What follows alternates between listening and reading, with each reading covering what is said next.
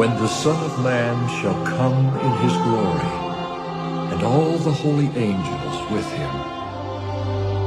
Then shall he sit upon the throne of his glory, and before him shall be gathered all nations. As a 57-year-old man and a believer for 39 of those years, every image of Christ has looked like this. And the angels and everybody else. If you see, all biblical illustration shows you these images.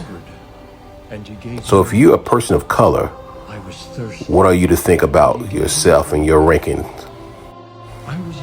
During the days of the Bible, it was written and placed in Northeast Africa. So did the people look like this? Do we have eyewitnesses who can tell you how the people looked then? Did the Bible tell us? I believe so. Let's take a look at it. The only Jesus I know is him, and the one thing he don't need is a partner. Mama, how do we know Jesus wasn't black? He could have been from the lost tribe of Israel. They were supposed to be black. I bet they were. If ever people were lost, we're it.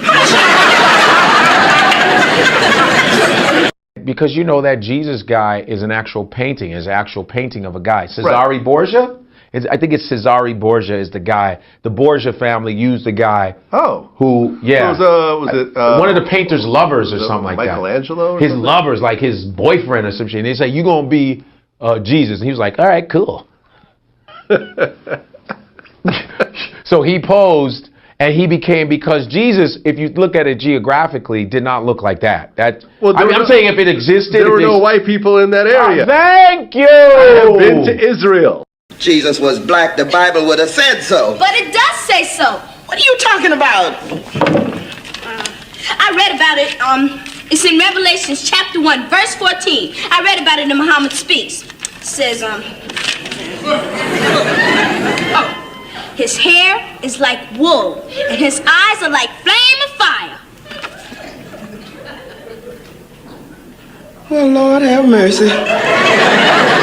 It sure do say that, don't it? They be going into Egypt, trying to change the color of the walls, not making them white. Be going into Egypt, trying to change the color of the walls, not making them white. That's why they draw the line at Egypt, because if they give up Egypt, they've got to give up Israel. Why? When Joseph was sold into captivity by his brethren later didn't recognize Joseph as he was sitting in a position of great authority in Egypt. He looked similar. The ancient Israelites and ancient Egyptians looked similar. And there are numerous other parallels that basically clearly, hands down, place the fact that Israel in antiquity were dark-skinned people. Because I'm saying, biblically, can we talk geographically and scientifically? I'll call it spiritual.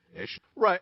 And I know where you're going with this. You know where I'm going with this? I'm saying the original Jews and Jesus and everyone else were all people of color. Point blank. It can't be. No, you say this. It cannot be argued. I want you to say that. Let it come out your mouth. Go ahead. Do it one more time. The original Jews, Jesus, and everyone else who was living in the Middle East. So let me tell you something. I have been to the Middle East. Go out there. I have been to Israel, Egypt, Jordan, Bahrain. All these places I have been to. Yeah, Egypt. All these places. It's all brown people.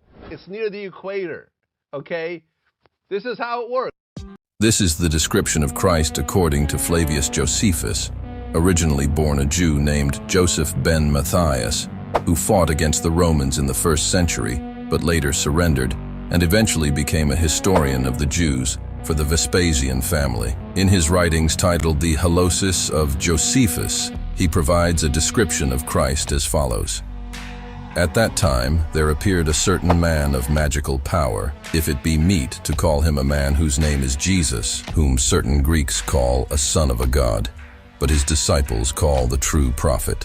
He was a man of simple appearance, mature age, black-skinned, short growth, 3 cubits tall, hunchbacked, prognate house, with a long nose, eyebrows meeting above the nose, with scanty curly hair, but having a line in the middle of the head after the fashion of the Nazarenes, with an undeveloped beard.